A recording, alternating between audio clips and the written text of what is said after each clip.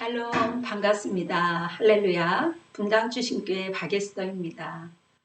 오늘 말씀을 통해서 여러분의 그 심령 가운데 성령의 불씨가 타오르기를 바랍니다.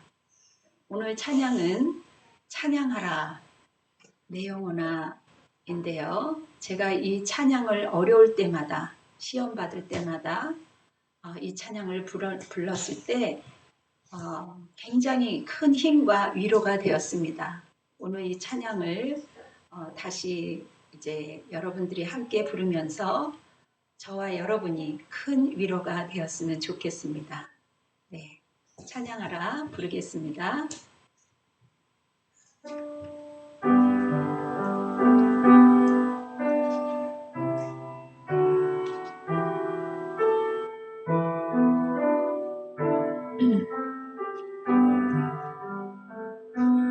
찬양하라 네 영혼아 찬양하라 내 영혼아 내 속에 있는 것들아 다 찬양하라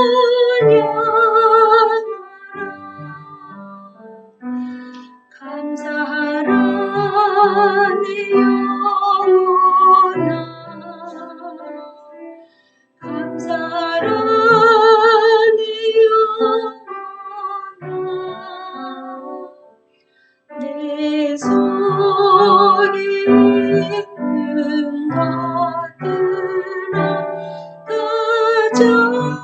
감사하라 기뻐하라 내 영혼아 기뻐하라 내 영혼아 내 속에 있는 것들아 다 기뻐하라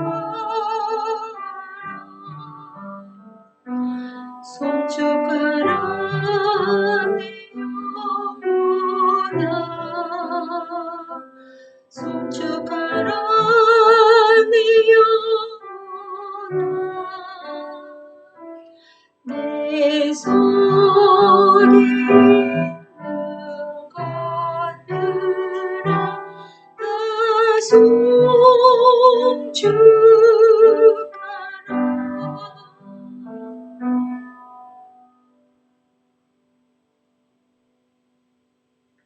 사도신경으로 신앙 고백하겠습니다.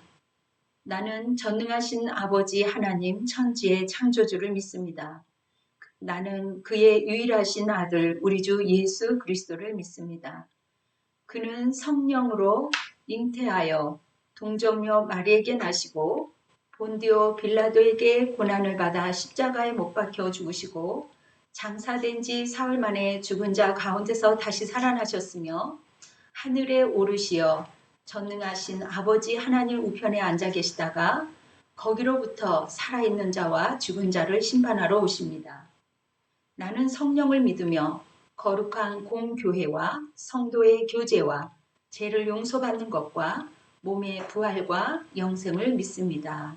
아멘. 기도하겠습니다. 예수님의 십자가의 권능으로 흑암의 권세에서 우리를 구원하신 아버지 하나님 주님을 찬양합니다. 예수님께서 이 땅에 다시 오실 때까지 우리를 보호해 주시고 지켜주시겠다 약속하신 아버지 하나님 주님을 찬양합니다. 우리를 시험에 들지 않도록 성령께서 임하셔서 우리를 통치하여 주옵소서.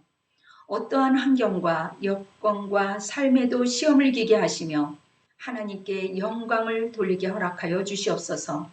오직 주님만 나타날 수 있도록 하나님 이 예배를 하여금 새롭게 하여 주옵소서. 어둠과 질병을 이 땅에서 물리치시고 주님의 평안으로 가득하게 하여 주옵소서. 예수 그리스도의 이름으로 간절히 기도드리옵나이다. 아멘. 성경 봉독하겠습니다. 하나님이 주신 말씀 마가복음 1장 12절 13절 함께 봉독하겠습니다. 성령이 곧 예수를 광야로 몰아내신지라. 광야에서 40일을 계시면서 사단에게 시험을 받으시며 들짐승과 함께 계시니 천사들이 수종들더라. 아멘. 예수 그리스도께서 성령 충만함을 입고 요단강에서 돌아오시자 광야로 시험을 받으러 들어가셨습니다. 예수님이 40일간 광야에서 사단의 시험을 받을 때에 하나님의 성령의 역사와 인도하심이 있었습니다. 이는 성령의 의지를 가지고 인도하셨던 것입니다. 이스라엘 백성이 홍해를 건넌 후에 이들을 광야로 인도하신 분도 하나님 자신이셨습니다. 광야를 이끄신 이유는 시험하기 위함입니다. 시험의 목적으로 내 자신이 누구인지를 알게 되고 또 하나님의 말씀으로 살아가도록 하기 위함입니다. 시험에는 두 가지가 있습니다. 아브라함이 받은 시험은 하나님께서 그 믿음을 드러내기 위해서 행하신 시험이었습니다. 그 믿음을 드러내어서 열방의 통로로 축복하시기 위한 시험이었습니다. 반면 사탄의 그 시험은 페이라조라고 말하는데요. 이는 사단의 유혹을 말하고 있습니다. 놀라운 사실은 오늘 예수님께서 바로 이 시험의 자리로 들어가셨다라는 겁니다. 우리를 혼돈케 하는 자리로 하나님이 이끌어 가셨습니다. 우리는 모두 이 시험을 받으며 살아갑니다. 성경의 사도 바울이 그렇게 자기 연민에 자기 열정에 빠졌을 때 어느 날 모든 것들을 통하여 성령에 감동되자 하나님을 향한 열심으로 전하기 시작합니다. 그리고 광야에서 3년 동안 훈련을 받으면서 소아시아, 유럽, 땅끝까지 복음을 전하기 시작했습니다. 우리는 삶을 살아가면서 무엇을 했느냐? 그것이 중요한 것이 아니라 성령의 이끌림을 받았느냐가 중요한 것입니다. 하나님께서 메시아로서의 임직을 확인받기 위하여 예수님을 광야 속으로 몰아내셨습니다. 성령님은 우리를 편안하고 안락한 곳으로 이끌진 않습니다. 성령의 꿈은 이 땅에 온전한 하나님의 나라가 도래하는 것이기 때문에 이를 이루시려 우리를 필들어 모험적인 길로 이끌어 가십니다. 계속 도전하고 계속 앞으로 나아가기를 전진하기를 우리 주님은 원하시는 거죠. 그러므로 신앙생활은 안전을 보장받고 신분이 확보되어 외로운 고난에서 벗어나는 것이 결코 아닙니다. 하나님이 누구인가 너무 분명하고 확신한 것입니다. 하나님을 절대적으로 신뢰하는 그 믿음인 복의 근원이 되는 거지요. 하나님은 우리가 안락한 곳에 머물면서 녹슬지 않도록 하시기 원하십니다. 새로운 열정의 땅으로 이끌어 가시기 위해서 우리를 광야로 내몰기도 하시죠. 그러나 여러분 그 시험에 대해서 절대로 두려워하시지 마시기 바랍니다. 요한일서 4장 4절을 함께 읽어볼까요? 자녀들아 너희는 하나님께 속하였고 또 저희를 이기었나니 이는 너희 안에 계신 이가 세상에 있는 이보다 크심이라. 여러분 이 말씀을 붙잡고 가세요. 이 말씀을 살아계신 말씀을 붙잡고 가시면 여러분이 승리할 줄 믿습니다. 여러분, 우리가 광야에 대해서 말하고 있는데요. 광야에서는 그 성경에 말하는 지성소를 의미합니다. 지성소는 하나님이 임재하는 곳을 말하고 있습니다. 할렐루야. 광야는 하나님의 말씀, 하나님의 백성이 그 이스라엘 민족에게 광야는 어떤 곳으로 표출되었을까요? 여러분도 알다시피 광야는 위기가 많은 곳입니다. 막막한 곳입니다. 그러나 이스라엘 민족에게는 그 가슴이 두근거리고 벅찬 감동이 밀려오는 곳이기도 합니다. 왜요? 그들은 광야에서 하나님을 만났습니다. 하나님을 깊이 그곳에서 체험했던 곳이기도 합니다. 광야는 우리가 세상에서 추구하는 소유 중심적인 가치가 아니라 참으로 덧없음을 깨우쳐 주는 곳입니다. 인간의 그 존재, 그 실존에 대해서 새로운 영적 각성을 해주는 곳입니다. 우리가 진정으로 편안하고 축복된 삶을 가는데 가장 필요한 것과 그 기본적인 필요한 것이 있습니다. 그리고 끝없이 원하는 것이 추구하는데 그것이 얼마나 큰가를 알려주는 것이 광야입니다. 이 두 개의 간격이 크면 클수록 우리는 불행을 느끼고 행복과는 거리가 먼 삶을 살아가게 됩니다. 광야는 히브리어로 미드바라로 표현합니다. 광야를 미드바로라고 표현한 유대인의 사고에는 하나님을 만났던 그 유대인들의 그 애착, 그 설렘이 묻어나지요. 광야에는 고독이 있습니다. 지독한 외로움만이 있습니다. 긴 밤, 그 칠흑 같은 어둠 속에서 홀로 지낸다는 것을 여러분 얼마나 끔찍한 일입니까? 인간적으로는 아무도 의지할 곳이 없는 곳이 광야입니다. 그러나 성령 충만한 사람은 광야로 내몰게 되어 있습니다. 그곳에서 온갖 훈련을 받습니다. 온갖 시험과 고난과 이기를 넘어서 하나님을 경험하게 되죠. 하나님의 임재 속에 들어가서 황홀한 경험을 체험하는 그 거룩한 장소를 경험하게 됩니다. 제가 오래전에 TV를 시청하면서 그것이 알고 싶다에서 개와 인간에 대한 반영을 하는 것을 시청하게 되었습니다. 제가 유심히 관심을 보면서 이제 시청하게 되었는데요. 그 가운데 출연한 사람들이 동물에 매여 사는 것은 가히 충격적이었습니다. 가족이라는 공동체에서 소외되고 외로움에 빠진 딸이 개와 오로지 유일한 벗이 되어서 개에게 모든 것을 의존하는 인생은 안타까운 그 자체였습니다. 동물과 인간이 함께 살아가는 것은 분명 하나님의 뜻이기도 합니다. 그렇지만 동물에 매여 사는 모습은 하나님의 자녀된 자녀자들의 모습은 결코 아니지요.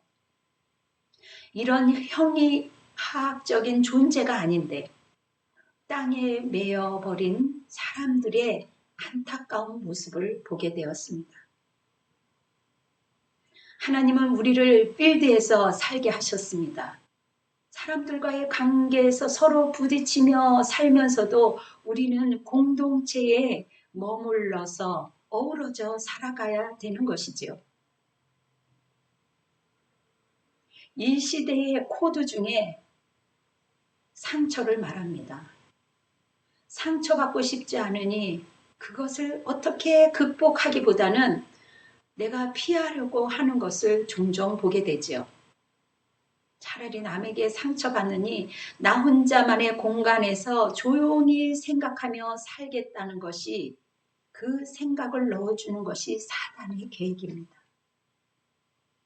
우리는 공동체 안에서 더불어 함께 살아가는 것이지 점점 멀어지는 것이 아니지요. 그러므로 우리는 광야로 나가야 합니다. 거기에서 그리스도의 성령의 능력을 경험하면서 묶여있던 그러한 관계들을 하나씩 하나씩 풀어가는 것이지요. 그렇다면 하나님께서는 왜 광야로 몰아놓을까요?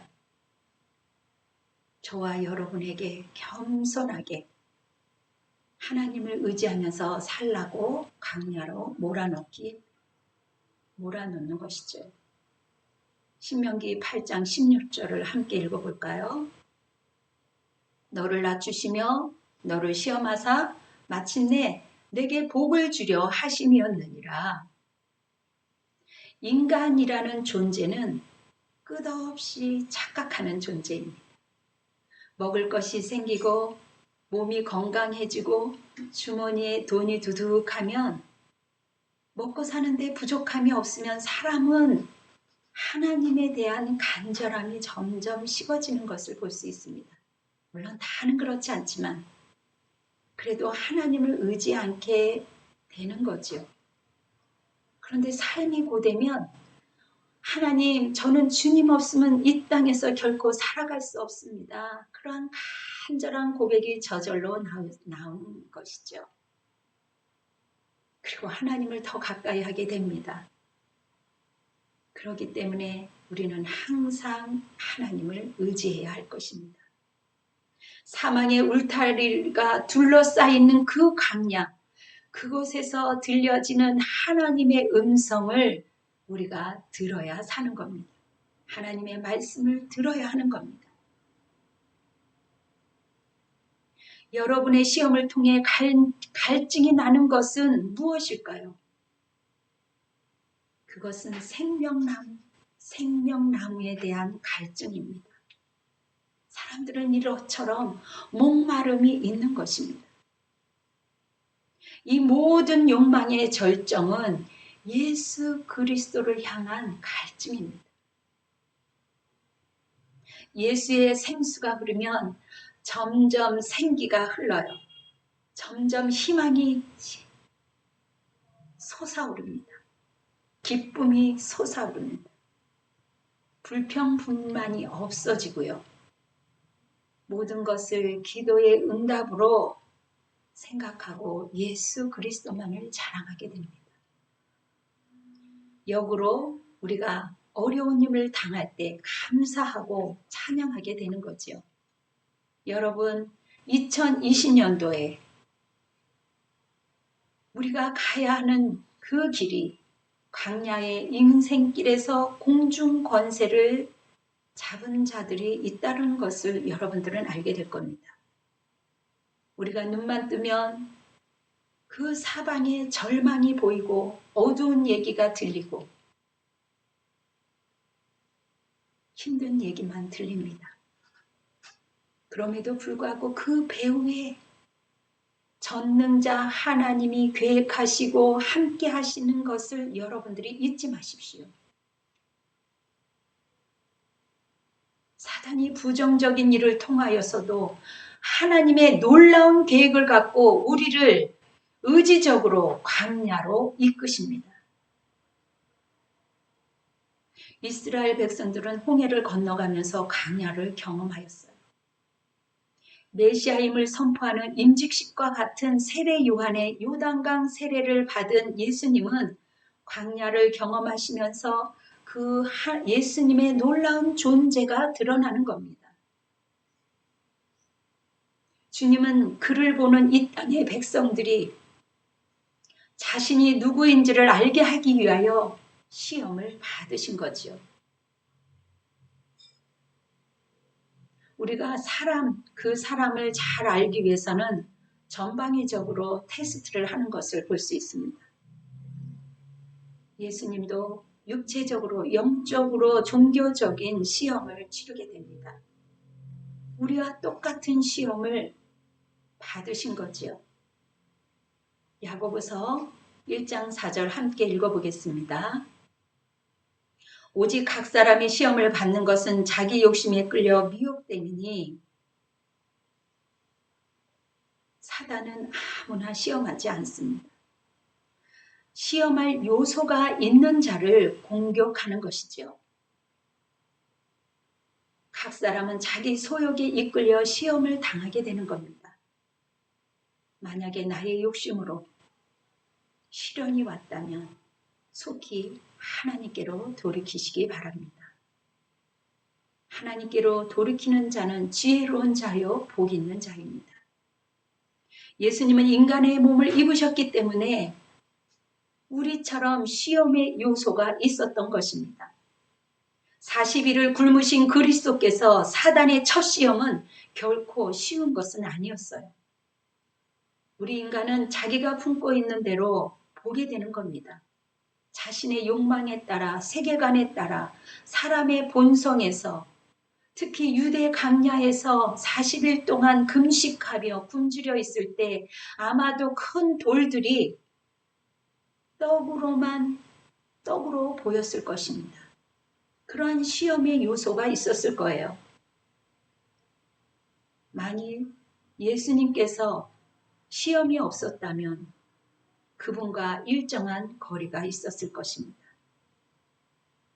히브리서 4장 5절, 15절 함께 읽어볼까요? 우리에게 있는 대제사장은 우리의 연약함을 동정하지 못하실 이가 아니요 모든 일에 우리와 똑같이 시험을 받은 자로되 죄는 없으시니라. 그분은 우리와 똑같은 시험을 받은 분이셔요.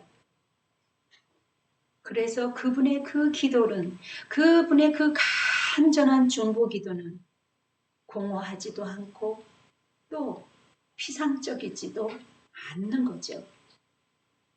우리가 아파보면 아픈 사람의 심정을 알게 됩니다.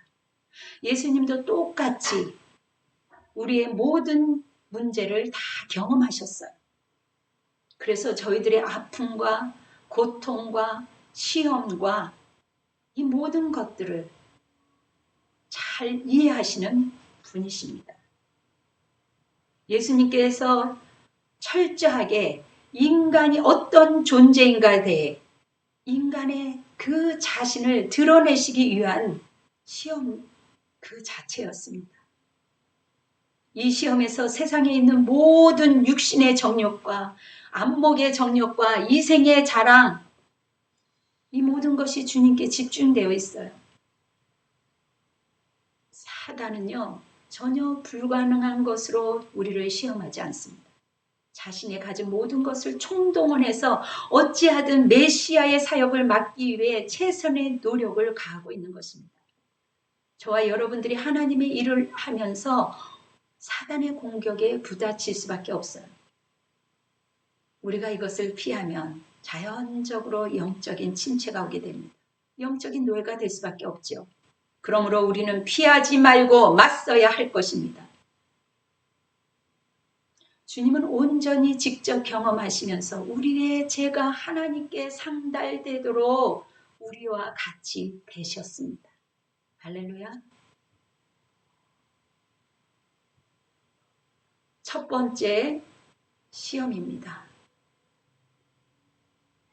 사단은 아무것도 먹지 않은 상태로 밤낮으로 40일을 금식하고 줄이신 예수님께 돌을 떡으로 만들라고 하는 거죠. 요단강에서 세례를 받을 때 하나님의 아들이라 내 기뻐하는 아들이라고 하나님께 말씀하셨음을 너도 알고 나도 안다.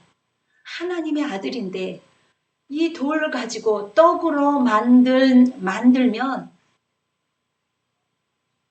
어떻겠냐? 만들 수 있지 않겠냐? 이 돌들로 명하여 떡이 되게 하라는 거죠. 여러분, 우리가 모든 시험으로부터 물질로부터 시험이 오게 됩니다. 우리가 하루 세끼 먹고 사는데요. 1차적으로 우리의 몸을 보존하기 위해서 필요한 것들을 먹어야 됩니다. 사단은 이런 육체의 유혹을 통해서 시험을 오는 거죠. 육체가 강력하게 느끼는 것, 요구하는 것을 통해 우리들을 시험하는 겁니다. 하나님의 아들이라며, 하나님이 기뻐하는 아들이라면 이것쯤은 당연 도와줘야 하는 거 아니냐? 이렇게 반문할 수 있습니다. 자기도 모르는 사이에 원수가 우리의 심령 가운데 교만의 가라지를 심고 도망갑니다. 자기도 모르는 사이에 그 교만이 자라서 그 교만을 통하여 부끄럽게 만들기도 하지요. 아담이 먹는 것으로 시험하여 넘어졌듯이 이 시험에 인간은 쉽게 넘어지는 겁니다. 그러므로 우리가 보고 느끼는 것 모두에 그리스도의 능력으로 할례를 받으셔야 하는 거죠. 모든 것의 십자가를 통과해야 되는 겁니다. 이렇게 하나님의 말씀을 온전히 무조건적으로 순종하게 되면 우리에게 닥친 모든 시험을 이길 수 있는 힘을 넣어주시는 겁니다. 예수님께서 이 광야에서 말씀으로 승리를 얻으셨어요. 우리가 승리할 수 있는 유일한 길, 그 한 길을 있다면 오직 그분을 의지하는 것이요, 말씀을 의지하는 것이요, 성령님과 함께 동행하는 것입니다. 누가복음 4장 4절 함께 읽겠습니다. 누가복음 4장 4절입니다. 예수께서 대답하시되 기록된 바 사람이 떡으로만 살 것이 아니라 하였느니라. 예수님은 떡의 필요를 얘기하시면서 우선순위를 말씀하셨습니다. 예수님께서 모든 것이 주님 것이되 문제는 우선순위의 싸움이심을 아셨습니다. 그러므로 먼저 그의 나라와 그의 의를 구할 때 떡도 우리에게 주어집니다. 열방의 족속이 가진 모든 어두운 물질을 다스리는 물건이 우리에게 주어질 것입니다. 두 번째 시험이 있었습니다. 그것은 정신적이고 명예에 관한 것이었습니다. 사단은 마태복음 4장 6절에서 예수님께서 성전 꼭대기에서 뛰어내리기를 요구했습니다. 시편 91편 11절 읽어보겠습니다. 그가 너를 위하여 그의 천사들을 명령하사 내 모든 길에서 너를 지키게 하심이라.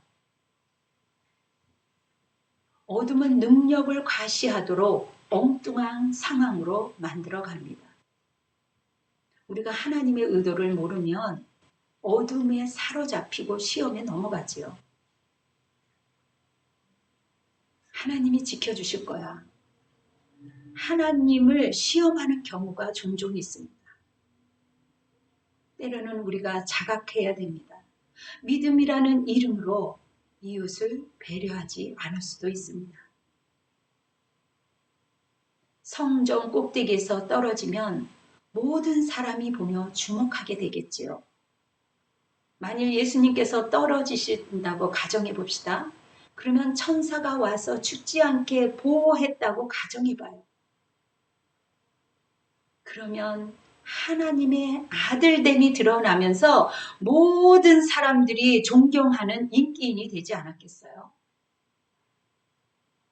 모든 능력이 있는데도 불구하고 그 능력을 발휘하지 않는다는 것은 결코 쉬운 일이 아닐 겁니다. 우리에게 기회가 주어지면 인간은 자신의 능력을 발휘할 그 기회를 피할 길이 쉽지 않습니다. 이 시험에서 예수님은 주 너의 하나님을 시험치 말라는 말씀으로 이기십니다. 세 번째로 사단은 물질에서 한 단계 더 나아가서 영적으로 또 종교적으로 시험합니다. 사단은 자신에게 경배하라고 부추기는 거죠. 세상의 모든 권력을 네 손에 쥐어줄게. 그러면서 메시아의 목적을 달성하라는 것입니다. 지금 사단은 십자가로 가는 길을 막기 위해서 몸부림을 치는 것이죠. 헤롯을 통해서 방해했습니다. 대제사장을 통해서 막았습니다. 예수 없는 구원, 예수 없는 통치권을 이루고자 하는 것이 사단의 계획입니다. 여러분, 우리가 열심히 애써서 번 돈, 예수 없이 번 돈, 예수 없이 공부한 모든 것은 헛것이 될 수 있습니다. 하나님이 받아야 할 영광을 인간이 영광받도록 하는 것이 마귀의 작전이요 주특기입니다. 세상에서 우리가 얻어진 것만큼 우리도 모르는 사이에 세상의 종살이로 되기가 쉽습니다. 마귀는 순식간에 우리도 모르는 사이에 접근해 와서 집중적으로 인생을 낭비하도록 만들지요. 마귀는 이처럼 믿는 자들로 하여금 온갖 모든 시험을 다 한 후에 얼마 동안 떠나는 겁니다. 언제든 마귀는 여러분을 지켜보고 있다가 한눈 팔고 틈새가 보이면 그때 또다시 찾아온다는 것을 기억하십시오. 어둠의 세력은 예수님을 시험한 것처럼 여전히 우리 옆에서 끊임없이 괴롭히며 시험하는 겁니다. 사단으로부터 오는 시험은 매우 매력적이지요. 탐스럽지요. 보암직하지요. 우리의 삶과 신앙 의지를 실패하도록 유혹하는 것입니다. 예수님께서는 그 시험을 하늘 건너으로 통과하시고 온 인류의 주님이 되어주신 겁니다. 우리의 구원자가 되어주셨습니다. 그때 예수님께서 마귀를 케어시킨 말씀을 하신 겁니다. 누가복음 4장 13절과 신명기 6장 13절을 함께 읽겠습니다. 예수께서 대답하여 이르시되 주 너희 하나님을 시험하지 말라 하셨느니라. 마귀가 모든 시험을 다한 후에야 얼마 동안 떠나니라. 내 하나님 여호와를 경외하며 그를 섬기며 그의 이름을 맹세할 것이니라. 광야는 하나님과 지속적으로 만나는 것입니다. 심플한 곳이지요. 하나님과 함께하는 그 시간을 우리가 확보해야만 사는 것입니다. 거기에는 여호와의 말씀이 있습니다. 대목대목마다 성령을 주시고 말씀을 준비하게 하시며 기억나게 하시는 거지요.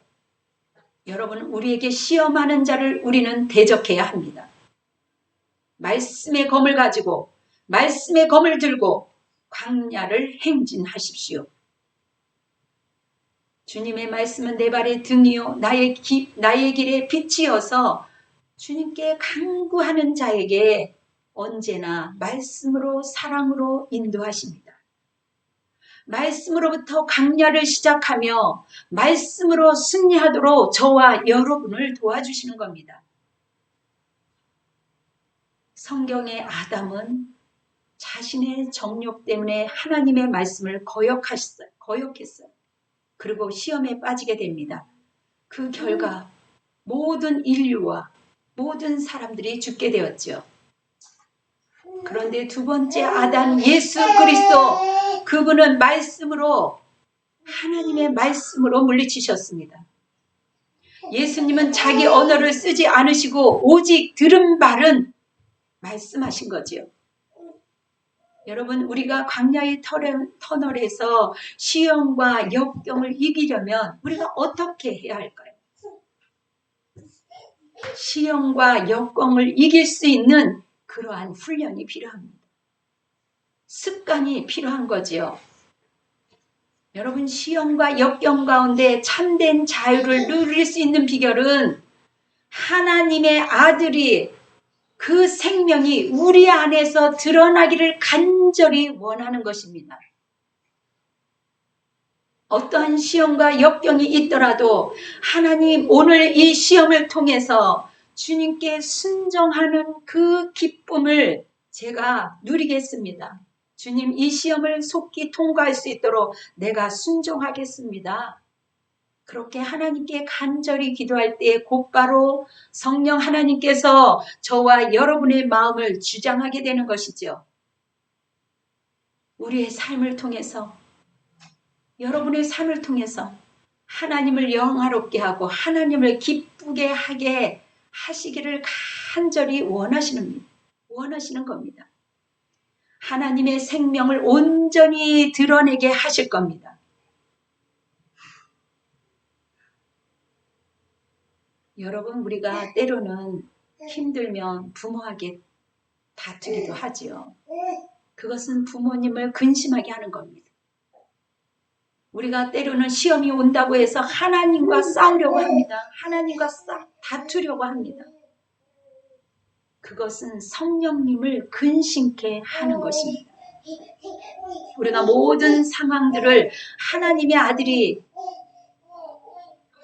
얼마나 완벽하고 얼마나 순결하고 위대한지를 우리를 통해서 드러내기를 원하십니다. 어떠한 상황 속에서도 하나님만 드러낼 수 있다면 그것을 생각만 해도 가슴이 뛰지 않나요?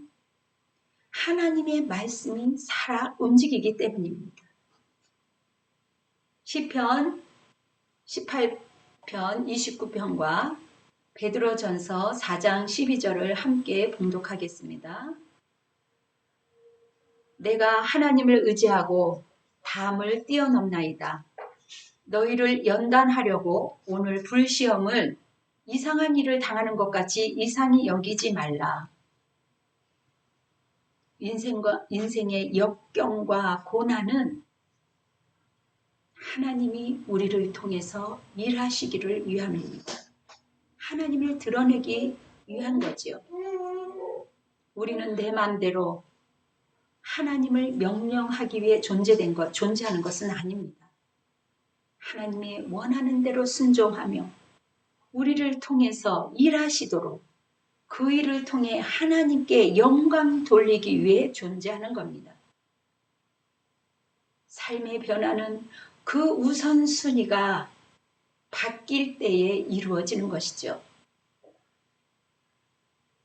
우리가 땅의 것에 몰두하다 보면 평강을 잃어버린 채 허무하게 살아갈 수 있습니다. 거기에는 조급함이 있습니다. 탐심이 있습니다. 불안이 있습니다. 허망이 있습니다. 우리가 이 세상을 살아가면서 수많은 고난과 또 상처가 있을 겁니다.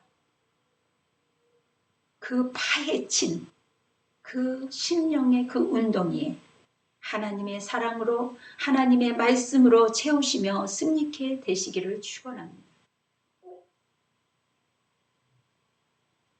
예수님은 인간이 앞으로 당할 모든 시험을 직접 다 경험하셨어요. 시험이 얼마나 무서운가를 경험하신 겁니다. 그러므로 우리 예수님께서는 수고하고 무거운 짐진 자들아 다 내게로 오라고 말씀하셨어요. 누구보다도 우리의 심령을, 우리의 마음을 누구보다도 잘 아시는 분이 예수 그리스도이십니다. 히브리서 기자는 이렇게 말하고 있습니다. 함께 읽어볼까요? 히브리서 13장 9절 여러 가지 다른 교훈에 끌리지 말라. 마음을 은혜로써 굳게 함이 아름답고 음식으로서 할 것이 아니니 음식으로 말미암아 행한 자는 유익을 얻지 못하였느니라. 여러분 강야를 통과하게 되면 내가 누구인지 알게 됩니다. 정말 아무것도 아닌 존재라는 것을 깨닫게 되는 거지요. 그리고 이 세상에서 가장 소중한 것이 무엇인가를 알게 되는 것입니다. 우리 안에 그 어떤 것보다 이 세상의 어떤 것보다 하나님의 위대하심이 크고 장엄하다는 것을 깨닫게 되죠. 그리고 하나님의 섭리에 모든 것을 맡기게 됩니다. 성령님은 결코 우리를 편안한 자리로 인도하시는 분이 아니세요. 평안의 자리로 인도하셔서 시험을 능히 이기게 하시는 분이십니다. 우리 주님께서는 누가복음 22장의 마지막에서 겟세마네 동산에서 아버지의 뜻대로 이루어 주옵소서 기도할 때 하늘로부터 천군 천사로 하여금 예수님에게 힘을 실어주셨습니다. 우리도 말씀으로 수종할 때 후에 천사들이 수종 돌며 위로하며 힘을 넣어주실 겁니다. 이렇게 죽기까지 영적인 훈련을 받은 사람들은 결코 자기를 드러내지 않습니다. 자기 소리가 없습니다. 자기 것만 옳다고 주장하지 않습니다. 내 것을 지키려고 타인을 더 이상 괴롭히지 않습니다. 타자의 마음을 헤아립니다. 오랫동안 수고한 숨은 공로를 자기 공로로 가로채지 않습니다. 자기의 소중한 것을 잃은 것에 슬퍼하거나 연연해하지 않습니다. 그런 사람은 자기의 수고와 그 피와 땀을 살이 되어서 타인을 보살피며 나누어 줍니다. 다른 사람의 그 슬픔과 어려운 처지에 놓여 있는 사람들, 시험에 처해 있는 사람들을 보며 안타까워하며 눈물을 흘립니다. 오직 하나님만 드러내는 일이라면 솔선수범하는 사람입니다. 우리가 잠잠할지라도 이미 타인이 하나님의 사람임을 인정하는 것입니다. 내가 드러내지 않아도 평강으로 하나님의 은혜로 요동하지 않는 그 모습을 보면서 하나님의 살아계심을 보여주는 것입니다. 영적인 것은 그냥 알아지고 느껴지는 것이에요. 시험과 역경 가운데 참된 자유를 누릴 수 있는 비결은 하나님의 아들이 우리의 그 생명이 우리 안에서 드러내기를 간절히 열망하는 것입니다. 우리는 시험을 받을 때 끝이 없다. 터널을 지나가는 것 같고 정말 암흑한 현실 속에서 나 혼자만 있는 것 같고 나 혼자만 겪는 것 같고 내 마음은 아무도 모르는 것처럼 느껴질 때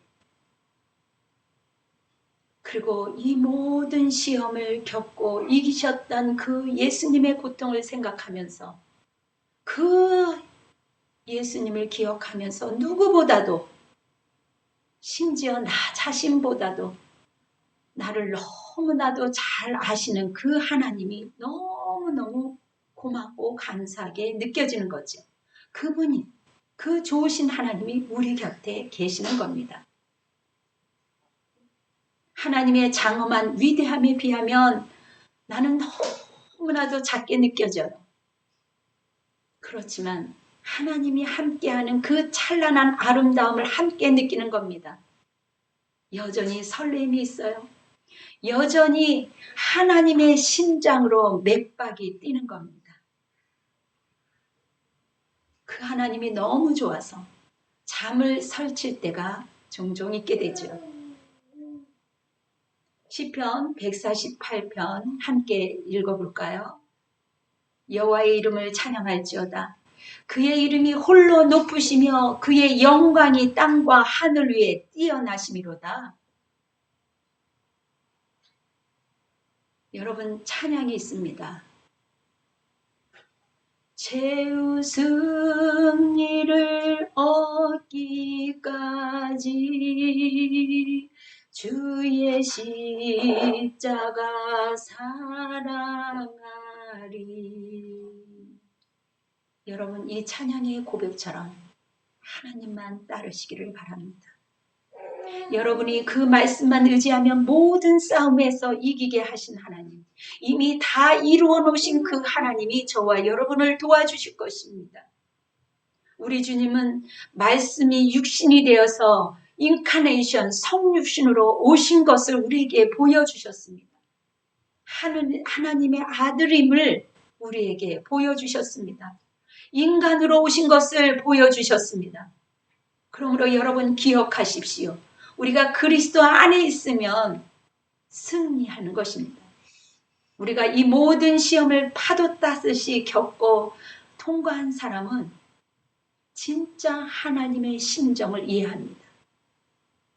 하나님을 절대적으로 끝까지 신뢰하는 믿음은 복의 근원입니다.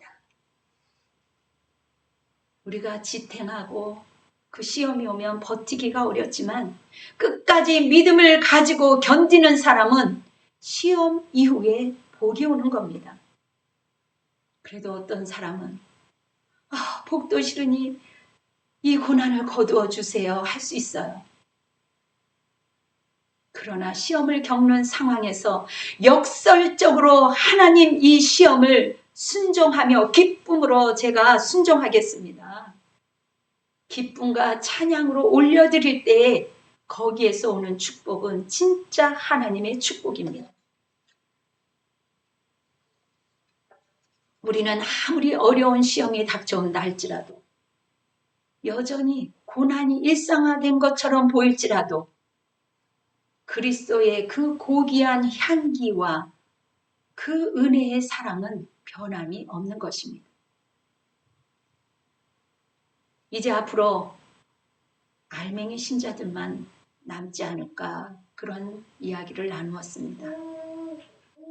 알맹이 신자들만 앞으로 교회 안에 남게 될 것입니다.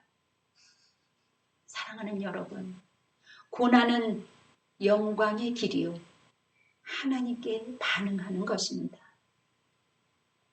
우리는 때로 아무것도 일어나지 않는 것에 감사할 수 있어요. 그렇게 감사하기보다는 어떠한 상황 속에서도 넉넉히 이길 수 있는 힘과 능력을 주신 하나님께 감사할 줄로 믿습니다. 이미 승리한 싸움에서 이루어 놓으신 하나님을 믿으세요. 담대하게 나아가십시오. 오히려 감사와 찬양으로 이 험난한 시험을 이기며 나아가시기를 예수 그리스도의 이름으로 축원합니다. 아멘. 찬양할 수 있다 하시니 함께 부르겠습니다.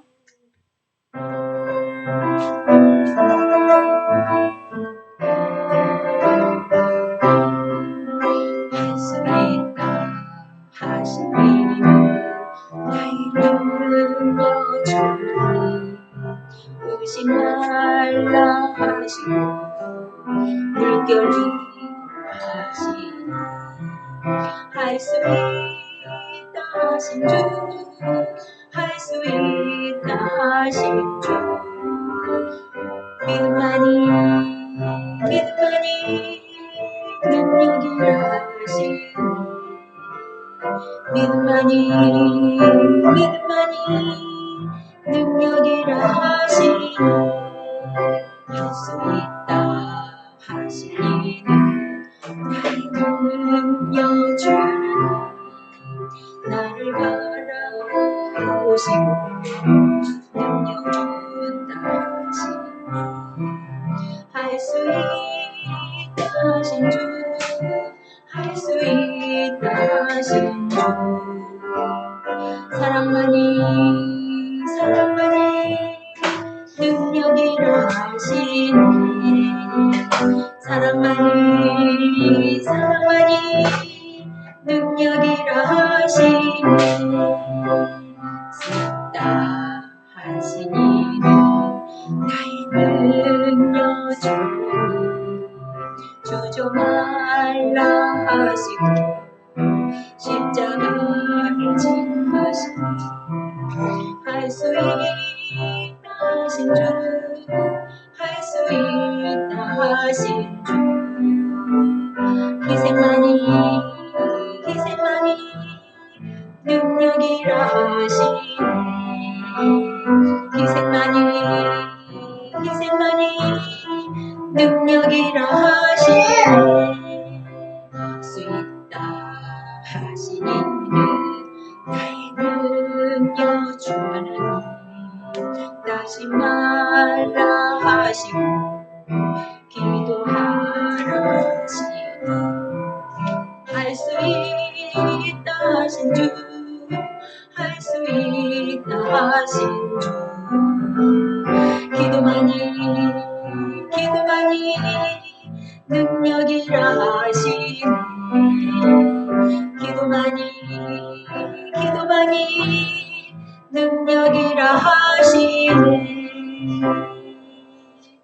축도로 예배를 마무리합니다. 사랑의 하나님, 말씀에 생수가 흘러가게 하셨으니 감사합니다. 하나님, 우리의 생각이 틀이 변화되게 하여 주시옵소서. 땅에 포커스를 맞춰 더 이상 인생을 낭비하지 않게 하시옵소서. 우리를 당황케 하는 그 혹독한 시험과 불같은 연단이 있을지라도 끝까지 하나님을 신뢰하며 내 안에 계신 성령님을 의지하고 찬양하며 하나님과 친밀하게 하옵소서. 어떤 상황이든지 하나님의 아름다운 그 생명이 드러나도록 우리의 영혼을 추스리게 하시고, 또한 우리가 절대로 기억이나 경험으로 대처하지 않게 하시고 언제나 하나님의 말씀이 살아 움직이게 하여 주옵소서. 하나님께서 저희들에게 허락하신 헌물과 물질을 정성스럽게 올려드리게 하심을 감사합니다. 이 재물이 쓰이는 곳마다 하나님의 영광만 드러나게 하옵소서. 분당 주신교회 성도들과 온라인 성도들에게 하나님의 은총을 허락하여 주시고 하나님의 보호하심이 함께하여 주시기를 간절히 원합니다. 이제는 우리 주 예수 그리스도의 은혜와 성령님의 감화 감동하심이 사랑하는 분당 주신교회 성도들과 온라인 예배를 듣는 모든 이들에게, 그리고 열방 위에 지금으로부터 영원토록 함께 하시기를 축원하옵나이다. 아멘. 하나님께 영광의 박수로 올려드리겠습니다. 감사합니다. 여러분, 좋아요, 구독 눌러주시고요. 사랑합니다. 축복합니다. 감사합니다.